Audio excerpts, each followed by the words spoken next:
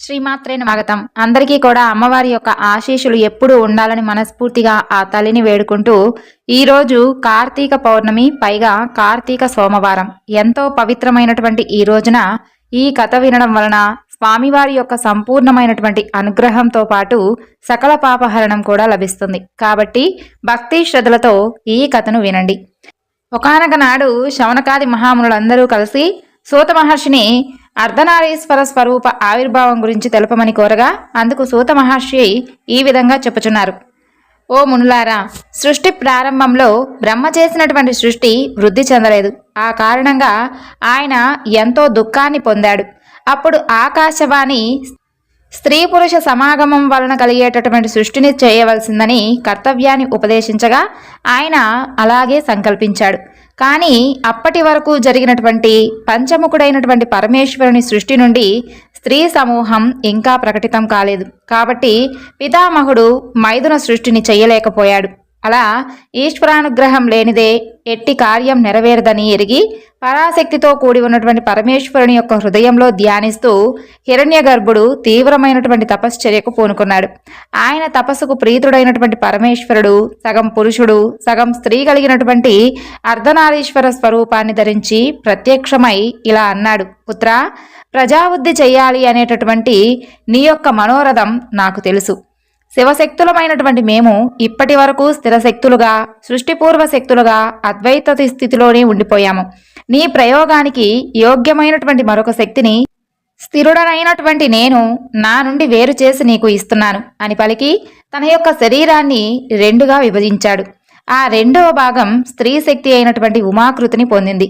ఆ పరమశక్తిని వీక్షించి ప్రణమిల్లి వినయంగా ఇలా ప్రార్థించాడు విధాత.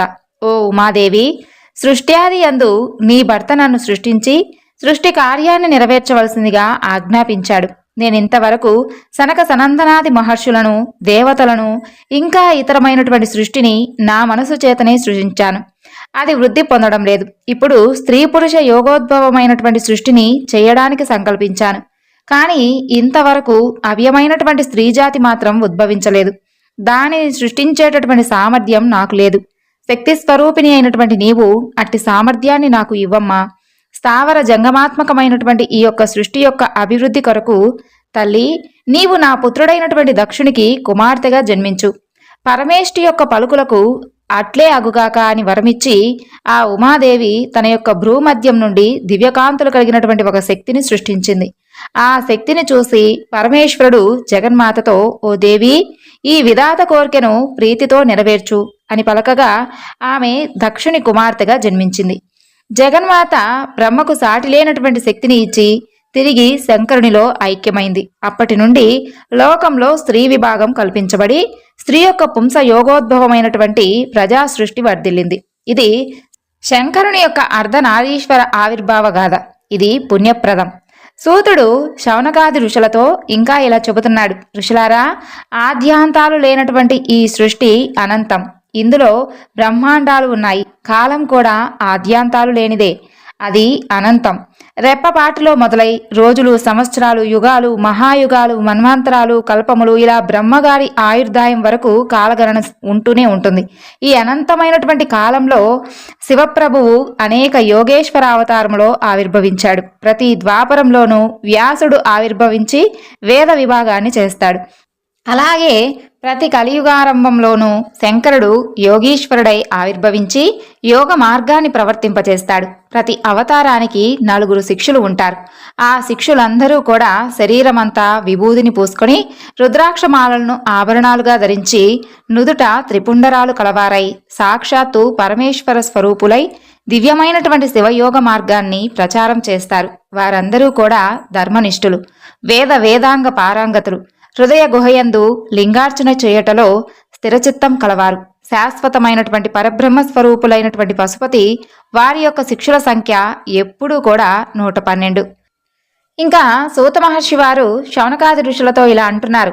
ఓ తపోధనులారా, మీకిప్పుడు పరమేశ్వరుని యొక్క పూర్ణావతారమైనటువంటి భైరవావతార గాథను చెబుతున్నాను, శ్రద్ధతో వినండి. ఈ జగత్తంతా కూడా శివపార్వతుల యొక్క లీలా విలాసమే. సహస్ర కోటి జనార్జితమైనటువంటి పూర్వపుణ్యం వలన జ్ఞాన వైరాగ్య సంపన్నుడైనటువంటి శంకరుని యందు భక్తి పుట్టదు. భక్తి లేని వారికి ఆయన అనుగ్రహం లభించదు. హరిబ్రహ్మాదులు సైతం ఆయన మహిమను తెలుసుకోలేరు. లోకంలో ఇన్ని భోగాలు ప్రలోభ పెడుతూ ఉంటే వాటిని కాలదన్ని మనసును వైరాగ్యం వైపుకు మళ్లించుకొనవలనంటే మాటలా? అది జ్ఞానం వల్లనే సాధ్యమవుతుంది.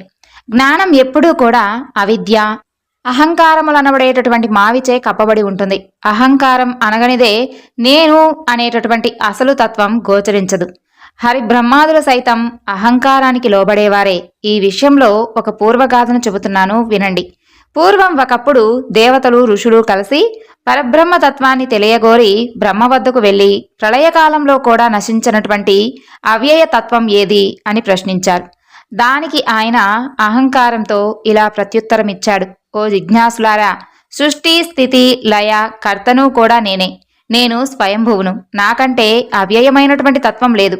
బ్రహ్మ యొక్క అహంకారానికి నవ్వి విష్ణువు అంతకు మించినటువంటి అహంకారంతో ఇలా అన్నాడు: ఓ వశ్చా, యోగీశ్వరుడు అయినటువంటి నీకు ఇలాంటి మూర్ఖత్వం తగదు. నా నాభి కమలం నుండి ఆవిర్భవించినటువంటి నా కుమారుడు నీవు. నారాయణుడును నేనే, పురుషోత్తముడును నేనే, యజ్ఞపురుషుణ్ణి నేనే. మాయ ఎప్పుడూ కూడా నా ఆధీనంలో ఉంటుంది. జీవులందరికీ కూడా సర్వోత్తమ గతియగు పరమ పురుషుణ్ణి నేనే.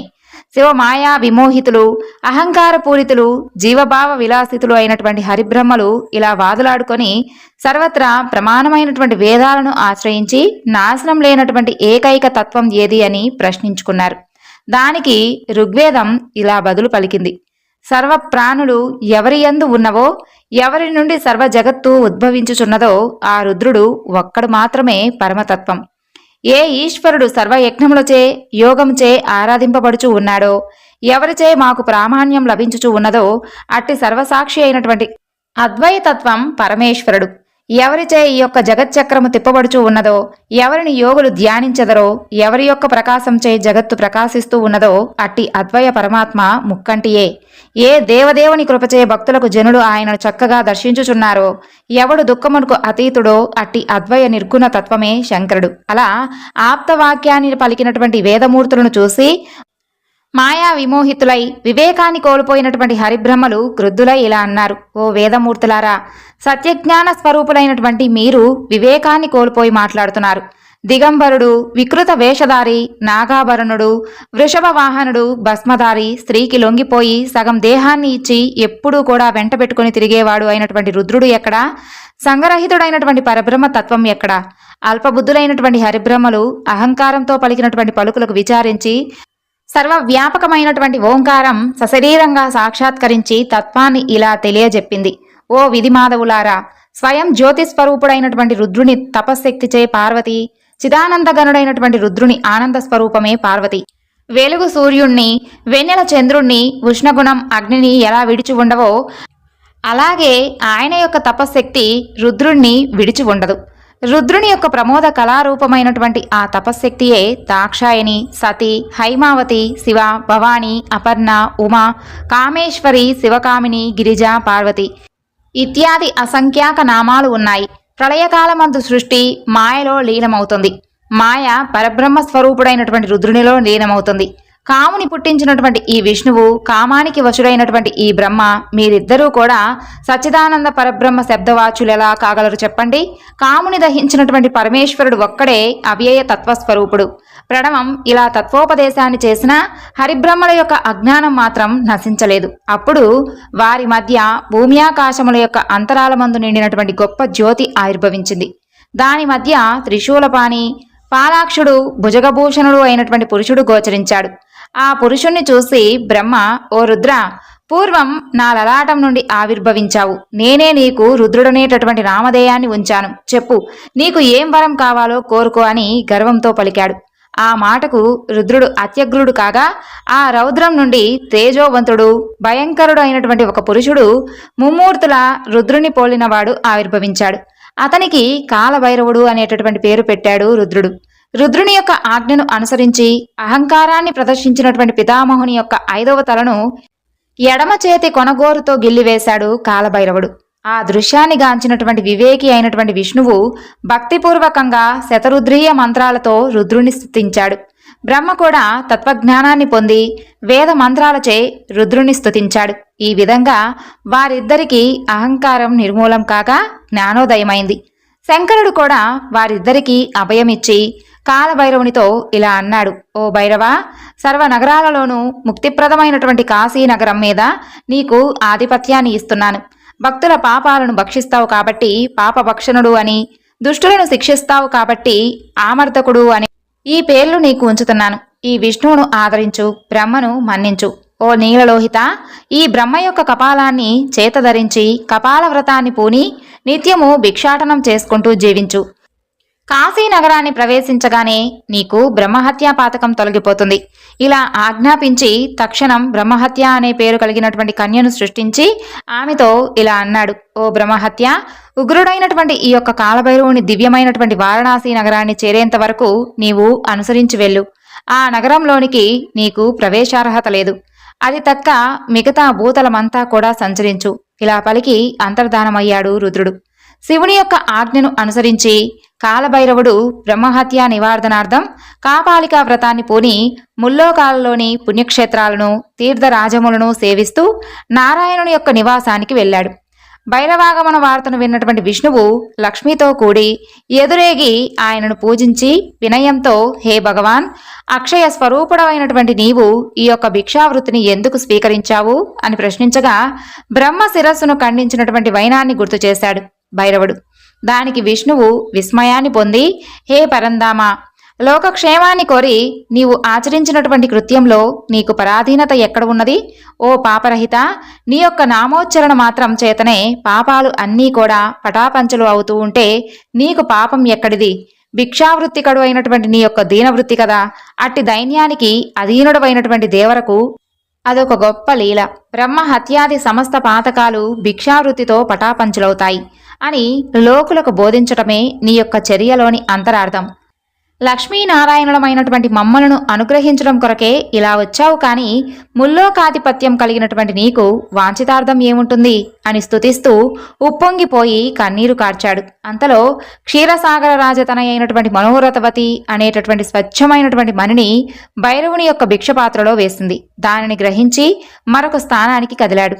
భైరవుని వెంటాడుతూ ఉన్నటువంటి బ్రహ్మహత్యను పిలిచి ముక్కంటిని విడిచిపెట్టవలసిందిగా ప్రార్థించాడు హరి.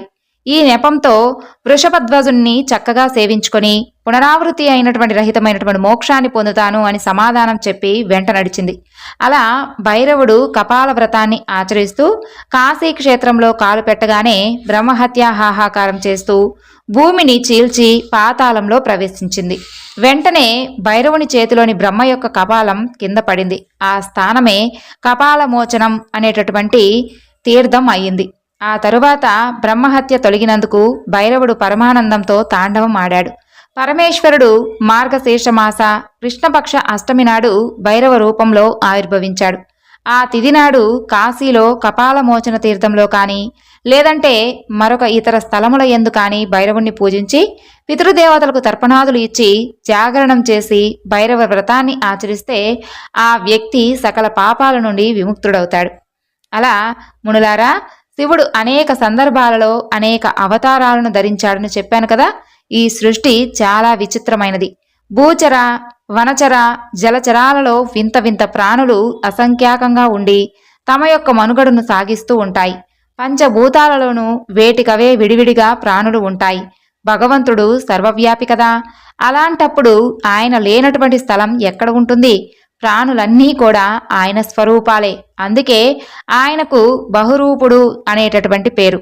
ఆయన ధరించినటువంటి అవతారాలలో శరభావతారం ఒకటి.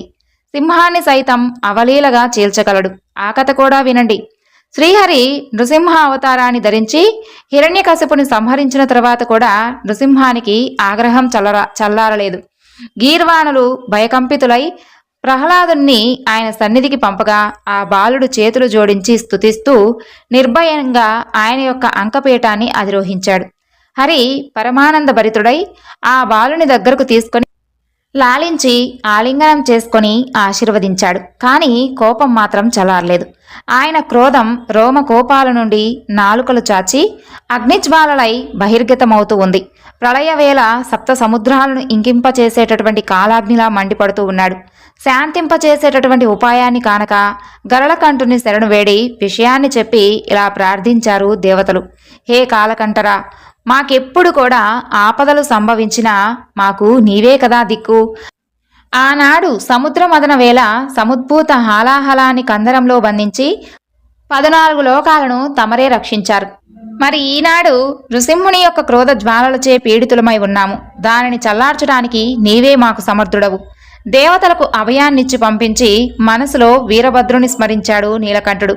వెంటనే అతను భయంకరమైనటువంటి నృసింహ రూపాలను ధరించినటువంటి అసంఖ్యాక గణాలతో వచ్చి కర్తవ్యాన్ని ఆజ్ఞాపించండి అంటూ చేతులు కట్టుకుని నిల్చున్నాడు. అసంఖ్యాకమైనటువంటి గణాలతో వచ్చినటువంటి వీరభద్రుని చూసి చిరునవ్వు నవ్వి ఇలా ఆజ్ఞాపించాడు రుద్రుడు. ఓ వీరభద్ర, కాలం కాని కాలంలో లోకాలకు విలయం సంప్రాప్తించింది. దురాసదమైనటువంటి క్రోధాగ్నిచే జ్వలిస్తూ ఉన్నాడు నృసింహుడు. శమింపచేయటానికి చేసినటువంటి ప్రయత్నాలు ఫలించలేదు. తక్షణం వెళ్ళి అతనిని శాంతింపచేయి. ముందు సాంత్వన వచనాలతో నచ్చచెప్పు. శమించకపోతే నా యొక్క భయంకర రూపాన్ని ప్రదర్శించు. అతని యొక్క తేజస్సును అపహరించి నిర్వీర్యునిగా చెయ్యి. సూక్ష్మ తేజాన్ని నీ యొక్క సూక్ష్మ తేజం చేత, స్థూల తేజాన్ని స్థూల తేజం చేత ఉపశమింప చెయ్యి. నా ఆజ్ఞచే అతని తలను చర్మాన్ని తీసుకొనిరా.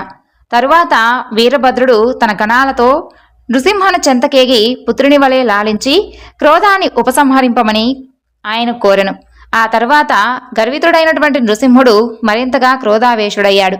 మృగ రూపాన్ని పొందినటువంటి హరి మృగభావాన్ని కూడా పొంది శివమాయచే స్వస్వరూపాన్ని మరచి మృత్యువుకు మృత్యువైనటువంటి నేను ఈ యొక్క సర్వాధిక తేజోరూపంతో సృష్టినంతటినీ కూడా క్షణంలో భస్మం చేసేస్తాను. ఈ లోక సంహారం కొరకు ప్రవర్తిల్లేవాడను నేనే అంటూ వీరభద్రుని మీదకు దూకబోయాడు. తక్షణం పూర్వరూపాన్ని ఉపసంహరించుకొని మహాఘోరము, ప్రత్యక్షమైనటువంటి మహాకారణము, శైవతేజ సముద్భవము, మృగపక్ష సమాహారము అయినటువంటి శరభావతారాన్ని ధరించాడు వీరభద్రుడు. తలభాగం పక్షి రూపంలోనూ, మిగిలినటువంటి భాగం 4 కాళ్ల కలిగినటువంటి మృగరూపంలోనూ ఉంది. ఆ రూపం చూడటానికి ఆ విధంగా ఉందన్నమాట. పక్షులకు రాజు ఖగరాజైనటువంటి గరుడు, మృగాలకు రాజు మృగరాజైనటువంటి సింహము, ఆ రెండిటి సమాహార రూపమే శరభావతారం. అతి తీక్షణమైనటువంటి కోరలు, చూపులతోనే దేన్నైనా సరే కాల్చివేయగలిగినటువంటి 3 నేత్రాలు, వజ్ర సదృశ్యమైనటువంటి గోళ్లు, కంఠమందు నల్లని మచ్చ, శిరసున చంద్రవంక, అతని పాతం వంటి కంఠధ్వని, ఇటు మహోగ్రమైనటువంటి రూపంలో సాక్షాత్కరించి వెనుక 2 కాళ్లపై నిలిచి నృసింహుని చేతులతో బంధించి ముక్కుతో పొడిచాడు వీరభద్రుడు. వెంటనే శ్రీహరికి పూర్వస్మృతి కలిగి నృసింహ రూపాన్ని విడిచి స్వస్వరూపంతో నిలిచి రుద్రుడైనటువంటి వీరభద్రుణ్ణి అనేక విధాలా స్తుతించాడు. వీరభద్రుడు నృసింహ దేహాన్ని పట్టి తలను వేరు చేసి చర్మాన్ని వలిచి దానిని తీసుకుని కైలాసానికి వెళ్లి శంకరదేవునికి సమర్పించి అనేక నమస్కారాలను చేశాడు. నాటి నుండి నృసింహ చర్మాన్ని ధరిస్తూ వస్తున్నాడు పరమేశ్వరుడు. నృసింహదేవుని యొక్క క్రోధాగ్నికి లోకాలు భస్మం కాకుండా రక్షించినటువంటి పరమేశ్వరుని యొక్క శరభావతార కథ పరమ పవిత్రమైనది. సూత మహర్షి మునులతో ఇంకా ఇలా చెబుతున్నాడు. మునులారా, తొలిగా శంకరుడు విశ్వానరుడు అనేటటువంటి శివభక్తునకు గృహపతి అనేటటువంటి పేరుతో కుమారునిగా జన్మించినటువంటి పరమ పవిత్రమైనటువంటి కథను చెబుతున్నాను వినండి. పూర్వం సుందర నర్మదా నదీ తీరంలో నర్మపురంలో శాండిల్య గోత్రీకుడు, శుచిమంతుడు, బ్రహ్మతేజ సంపన్నుడు, విశేషించి త్రిపురాంతక భక్తుడైనటువంటి విశ్వానరుడు అనేటటువంటి ముని ఉండేవాడు. అతను బ్రహ్మచర్యాశ్రమంలో ఉండి ఆశ్రమ ధర్మాలను చక్కగా పాటిస్తూ వేద శాస్త్రాధ్యయనం చేసి యుక్త వయసు రాగానే గుణవతి, రూపవతి అయినటువంటి ఒక సోత్రీయుల ఇంటి కన్యను వివాహం చేసుకున్నాడు. ఆమె పేరు శుచిష్మతి. ఆ విశ్వానరుడు సహధర్మచారిణితో కూడి నిత్యాగ్నిహోత్రి అయి పంచయజ్ఞ పరాయణుడై దేవ, పిత్ర, అతిథి, సేవా లగ్నమనసుడై శివపూజా దురంధరుడై వైదికాచార సంపన్నుడై గృహస్థ జీవితాన్ని ఆనందంగా గడుపుతూ ఉన్నటువంటి వేళ ఒకరోజు అతని భార్య అయినటువంటి శుచిష్మతి భర్తను సమీపించి ఇలా తన యొక్క ఆంతర్యాన్ని వెల్లడించింది. నాదా, శంకరుడు మనకు ఎలాంటి కొరత లేకుండా అన్నిటినీ అనుగ్రహించాడు. పుత్రులు లేని వారికి గతులు లేవంటారు. శంకరుని వంటి పుత్రుణ్ణి అనుగ్రహించమని శంకరునే కోరండి. భార్య కోరిక దుర్లభమే అయినా దానిని శంకరాదేశంగా భావించి పరమ పవిత్రమైనటువంటి వారణాసి నగరాన్ని చేరుకున్నాడు విశ్వానరుడు. చేరుకొని విశ్వేశ్వరుడు మొదలైనటువంటి సమస్తమైనటువంటి లింగాలను పూజించి మణికర్ణికాది కట్టాలలో అవగాహనం చేసి సమస్త కుండముల ఎందలి జలాలను గ్రోలి గణనాథునకు ప్రణమిల్లి గౌరీదేవికి వందనమాచరించి భైరవుణ్ణి పూజించి గణాధ్యక్షులను స్తుతించి ఆదికేశవుని సన్నుతించి లోలార్కాది సూర్యుడుకు నమస్కరించి యథాశాస్త్రీయంగా కాశీనగరాన్ని సేవించి అసంఖ్యాకమైనటువంటి సిద్ధపురుషులను ఆరాధించి సిద్ధిని పొందినటువంటి శ్రేష్టమైనటువంటి సిద్ధలింగ ఖ్యాతి కలిగినటువంటి వీరేశలింగం చెంత ఉపవిష్టుడై తపస్సును ప్రారంభించాడు. ఆ తరువాత 1 నెల ఏకభుక్తాన్ని, 2వ నెల నక్తాన్ని, 3వ నెల అయాచిత ఆహారాన్ని, 4వ నెల ఉపవాసాన్ని, 5వ నెల పాలను, 6వ నెల ఫలాలను కూరలను, 7వ నెల గుప్పెడు నువ్వులను, 8వ నెల నీరును, 9వ నెల పంచగవ్యాన్ని, అలా 10వ నెల చాంద్రాయనాన్ని, 11వ నెల దర్భాగ్ర జలాలను, 12వ నెల గాలిని మాత్రమే ఆహారంగా తీసుకొని త్రికాలముల యందు వీరేశలింగాన్ని భక్తి శ్రద్ధలతో సేవించాడు. 13వ నెలలో విశ్వానరుడు ప్రత్యూషంలో అంటే తెల్లవారుజామున లేచి గంగానదిలో స్నానం చేసి విశ్వేశ్వర దర్శనానికి వస్తూ ఉన్నటువంటి వేళ ఆ యొక్క కర్ణాంత విశాలమైనటువంటి నేత్రుడు, కెంపు వంటి పెదవులు కలవాడు, సుందరమైనటువంటి నల్లని జటలు కలవాడు, దిగంబరుడు, మందస్మిత సుందర వదనారవింద్రుడు, చితాభస్మాలాంకృతుడు అయినటువంటి 8 సంవత్సరాల బాలుడు వేద సూక్తాలను వల్లవేస్తూ కనిపిస్తాడు. ఆ బాలుని చూడగానే విశ్వానరుడు మహదానంద భరితుడై శరీరం పులకాంకితం కాక చేతులు జోడించి నమస్కరించి 8 శ్లోకాలలో ఆ బాలుణ్ణి స్తుతిస్తాడనమాట. బ్రహ్మ సజాతీయ విజాతీయ స్వగత భేదములే లేనటువంటి పూర్ణ సత్యత్వము, ఈ యొక్క నానాత్వము అయినటువంటి సత్యం కాదు. రుద్రుడు ఒక్కడే కలడు, 2వ తత్వం లేదు. కాబట్టి అద్వయుడవు మహేశుడవు అయినటువంటి నిన్ను శరణుజొచ్చుచున్నాను. హే శంభో, సర్వమును సృష్టించి లయము చేయవాడు నీవే. వివిధ రూపాలలో అఖండ సత్తారూపంలో ఉండేటటువంటి నీకు రూపమే లేదు. ప్రత్యాగాత్మ స్వరూపుడమైనటువంటి నీవు అద్వయుడైనటువంటి అనేకముగా కనిపిస్తూ ఉంటావే కాని ఈశ్వరుడైనటువంటి నిన్ను ఇతరములను నేను శరణు పొందటలేదు కదా. త్రాడునందు పాము ముత్యము చిప్పయందు ఎలా ఉంటుందో ఓ పరమేశ్వర, నీవు పరమశాంత స్వరూపుడవు. సర్వము నీ నుండే ఉద్భవించినది. నీవే గౌరీపతివి. వృద్ధుడవు నీవే, సర్వము నీవే, యువకుడవు నీవే, బాలుడవు నీవే. నీచే వ్యాప్తము కానటువంటి తత్వం ఏది కలదు చెప్పండి. నేను మిమ్మల్ని నమస్కరించుచున్నాను. బ్రాహ్మణుని యొక్క స్తోత్రానికి బాలుడైనటువంటి శంకరుడు ప్రీతుడై ఏదైనా కాని ఉత్తమమైనటువంటి వరాన్ని కోరుకోవాల్సిందని పలకగా, ప్రభు, సర్వజ్ఞుడమైనటువంటి నీకు తెలియనిది ఏముంటుంది? సర్వాంతర్యామివి, సర్వసాక్షివి అయినటువంటి నిన్ను నేను కోరుకోవాలా? యాచకుడు గడ్డి పరక కంటే కూడా తేలిక కదా. మోక్షాన్ని కూడా నేను యాచించను. నాకు అర్హమైనటువంటి దానిని నీవే అనుగ్రహించు అని ఊరుకున్నాడు. దానికి శంకరుడు మరింతగా సంతోషించి, ఓ విప్రోత్తమా, త్వరలో నేనే నీకు పుత్రుడనై జన్మించి గృహపతి నానేటటువంటి నామధేయంతో నేను వర్ధిల్లి దేవతలకు సైతం ప్రియుడును కాగలను. సంతానార్థులైనటువంటి దంపతులు ఈ యొక్క అభిలాషాష్టకాన్ని పఠిస్తే తప్పకుండా పుత్ర సంతానులవుతారు అని వరాన్ని ఇచ్చి అదృశ్యమయ్యాడు. శంకరానుగ్రహంతో సఫలీకృతమైనటువంటి మనోరథుడై ఇంటికి వచ్చి ఇల్లాలకి జరిగినటువంటి వృత్తాంతాన్ని చెప్పి తిరిగి శివార్చనలో మునిగిపోయాడు ఆ బ్రాహ్మణుడు.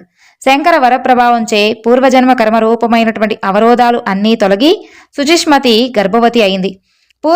పూర్ణమైనటువంటి గర్భ వికాసాన్ని, పుత్ర సంతానాన్ని కోరి సంస్కారాన్ని శాస్త్రోక్తంగా చక్కగా జరిపించారు. ఆ తరువాత సుఖప్రసవాన్ని కోరి 8వ మాసంలో సీమంతాన్ని చేశారు.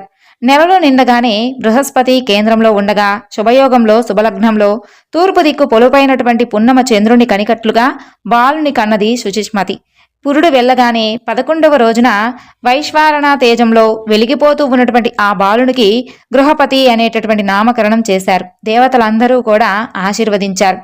తండ్రి ఆ బాలకునికి 4వ మాసంలో ఇంటి గడప దాటుట అనేటటువంటి ఆచారాన్ని, 6వ మాసంలో అన్నప్రాసరణను, సంవత్సరం నిండిన తరువాత పుట్టు వెంట్రుకలను తీయుట అనేటటువంటి ఉత్సవాన్ని యథాశాస్త్రీయంగా జరిపించాడు. శ్రవణ నక్షత్రం నాడు చెవులు కుట్టించాడు. 7 సంవత్సరాలు నిండగానే ఉపనయన సంస్కారాన్ని యథావిధిగా నెరవేర్చాడు. ఆ బాలుడు 9 సంవత్సరాల వయసు వచ్చేసరికి షడంగాలతో కూడి చతుర్వేదాధ్యాయాన్ని కూడా పూర్తి చేసేశాడు. శిక్ష, వ్యాకరణము, ఛందస్సు, జ్యోతిష్యము, కల్పము, నిరుక్తము, ఈ 6 షడాంగాలు ఇలా ఉండగా ఒక రోజున నారద మహర్షి విశ్వానరుడి యొక్క పర్ణశాలకు వచ్చి ఆ బ్రహ్మచారి యొక్క సాముద్రిక లక్షణాలను పరిశీలించి, ఓ మహాత్మా, ఈ బాలుడు అల్పాయుషుడు, 12వ సంవత్సరం ఉన్నటువంటి వయసులో అగ్ని వలన గండం ఉంది, జాగ్రత్తగా కుమారుని రక్షించుకో అని చెప్పి భవిష్యత్తును చెప్పి వెళ్ళిపోయాడు. దేవర్షి పలికినటువంటి ఆ పలుకులకు పట్టరానటువంటి దుఃఖంతో రోధిస్తూ ఉన్నటువంటి ఆ తల్లిదండ్రులను ఓదారుస్తూ గృహపతి ఇలా అన్నాడు: ఓ జననీ జనకులారా, మీరు శోకాన్ని విడిచిపెట్టండి. నా జన్మ కారణం నాకు తెలుసు. నన్ను కాలుడు కూడా ఏమీ చేయలేడు. శాశ్వతుడు, నిత్యుడు, విభువు అయినటువంటి శంకరుణ్ణి ఆరాధించి నేను జనన మరణాలను జయిస్తాను. ఇలా ప్రతిజ్ఞాపూర్వకంగా పలికి తల్లిదండ్రులకు సంతోషాన్ని కలిగించి వారికి ప్రదక్షిణ నమస్కారాదులు చేసి వారి అనుమతితో కాశీ నగరాన్ని చేరుకొని ముందుగా మణికర్ణికా ఘట్టంలో స్నానమాచరించి విశ్వేశ్వరుని సేవించి అనుకూల ప్రదేశంలో ఆశ్రమాన్ని ఏర్పాటు చేసుకుని తనకు ఎదురుగా లింగాన్ని స్థాపించి తపశ్చర్యకు ఉపక్రమించాడు. అంతరంగ పూజా విధానం చేత అన్ని వేళలా శంకరుణ్ణి అర్చించాడు. మునులారా, దాని క్రమం ఎట్టిదంటే ముందుగా అంతరంగంలో శివధర్మాన్ని దృఢంగా నిలుపుకోవాలి. అదే మూలకందం. జ్ఞానమే దాని యొక్క నాళం, అష్టైశ్వర్యములే దాని యొక్క దళములు.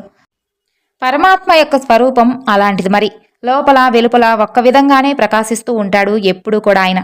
అట్టి ఈశ్వరుణ్ణి భావించి సర్వ జగత్తుకు ఆధారమైనటువంటి వాడు ఆయన ఒక్కడే అనేటటువంటి నిశ్చయం ఆసనం. శంకరుడు పరిపూర్ణుడు అనేటటువంటి బుద్ధి ఆవాహనం. జగత్తంతా ఆయన యొక్క విభూదియే అనేటటువంటి పాద్యం. సుఖాలను ఇచ్చేవాడు శంకరుడు అనేటటువంటి జ్ఞానం అర్ఘ్యం. శంకరుడు పరమ పవిత్రమైనటువంటి స్వరూపుడు అని ఎరుక ఆచమనం. నిత్య నిర్మలుడు శంకరుడు అనేటటువంటి బోధ స్నానం. జగత్తంతా కూడా ఆయన అతిక్రమించి ఉన్నాడు అనేటటువంటి శుద్ధ విద్య వస్త్రం. ఆయన త్రిగుణాతీతుడు అనేటటువంటి జ్ఞానం యజ్ఞోపవీతం. చైతన్యమే ఆయన యొక్క స్వరూపం అనేటటువంటి తలపోత ఆభరణం. శంకరుడు చిత్ స్వరూపుడు అనేటటువంటి బుద్ధి గంధం. కారుణ్యం అక్షతలు. ప్రణవ పంచాక్షరాలు ఆయనకు పుష్పాలు. విషయ సుఖాలకు దూరంగా ఉండడం ధూపం. ఈ యొక్క జగత్తును వృత్తిగా చేసుకొని పరమాత్మ వెలిగిపోతున్నాడు అనేటటువంటి దృష్టిని కలిగి ఉండడం దీపం. నిత్య తృప్తుడై ఉండడమే నైవేద్యం. త్రిగుణాతీతుడుగా ఉండి అరిషడ్వర్గాలకు లోను కాకుండా ఉండడమే తాంబూలం. నేను శివుడను అనేటటువంటి భావనయే ప్రదక్షిణం. సమస్త తత్వములను అతిక్రమించి ఉండడం నమస్కారం. శివుని యందు ఐక్య భావన విసర్జనం. ఈ విధమైనటువంటి ఉపచారాలచే శంకరుణ్ణి పూజించటమే అంతఃపూజ. ఈ విధంగా గృహపతి ప్రతిదినము మానస పూజ చేస్తూ నియతాహారుడై సంవత్సర కాలం తపస్సు చేయగా ఆ తరువాత ఇంద్రుడు ప్రత్యక్షమై వాంఛితాన్ని తెలపవలసిందని కోరగా, నేను శంకర భక్తుడను, ఆయన నుండి మాత్రమే వరాన్ని స్వీకరిస్తాను, అన్యులతో నాకు పనిలేదు, వచ్చిన దారినే మరలిపో అని మృదువుగా తిరస్కరించాడు.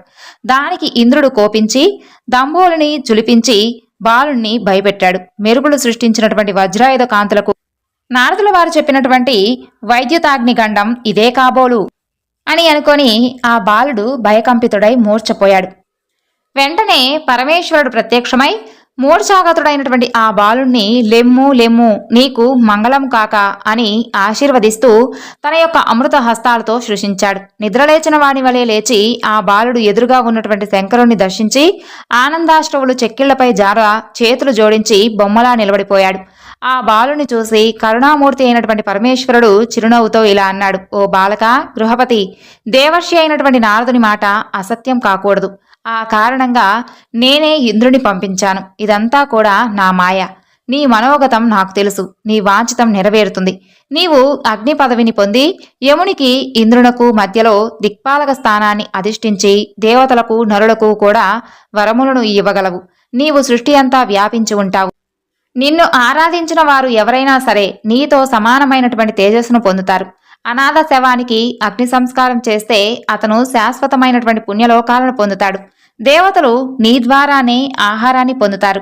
మోక్షమునిచ్చేటటువంటి పరదైవము, గురువు, తీర్థము అన్నీ నీవే. అపవిత్రత వస్తువులన్నీ కూడా నీ యొక్క సంస్కారంచే పవిత్రులవుతాయి. అందువలన నీకు లోకంలో పావకుడు అనేటటువంటి పేరుతో నీవు విఖ్యాత పొందుతావు. నీవు అందరి యందు అంతర్యామి స్వరూపంలో ఉంటూ తిన్న ఆహారాన్ని జఠరాగ్ని రూపంలో వచనం చేస్తూ ప్రాణులకు శక్తిని ఇస్తావు. కానీ స్త్రీల ఉదరంలో ఉన్నటువంటి శిశువులను నీవేమీ చేయలేవు. శిశువులందరూ కూడా శివస్వరూపాలు. ఆ యొక్క మాంసపిండాలను తక్కినటువంటి మాంసాలను నీవు జీర్ణం చేయగలవు. నా తేజస్సు, నా యొక్క దాహక శక్తి నీవే. ముల్లోకాలకు ప్రభువైనటువంటి నా 3వ కంటి తేజస్సుకు ప్రత్యక్ష స్వరూపానివి నీవే. నీవు భక్షించినటువంటి వాటిని మాత్రమే దేవతలు భక్షిస్తారు. ఇలా ఆ అగ్నికి వరాలిచ్చి అంతర్హితుడయ్యాడు పరమేశ్వరుడు. శివుని యొక్క లలాటాగ్ని నుండి భూమి మీద అవతరించినటువంటి ఈ యొక్క అగ్ని సాక్షాత్కారకత పరమ పవిత్రమైనది. కాబట్టి ముళ్ళారా, శివపురాణంలోని పరమ పవిత్రమైనటువంటి రుద్రుని యొక్క అనేక రూపాల గురించి విన్నారు కదా అని సూత మహర్షి శౌనకాది మునులకు ఈ విధంగా వివరించెను. సర్వం శ్రీ లలితార్పణమస్తు. స్వస్తి.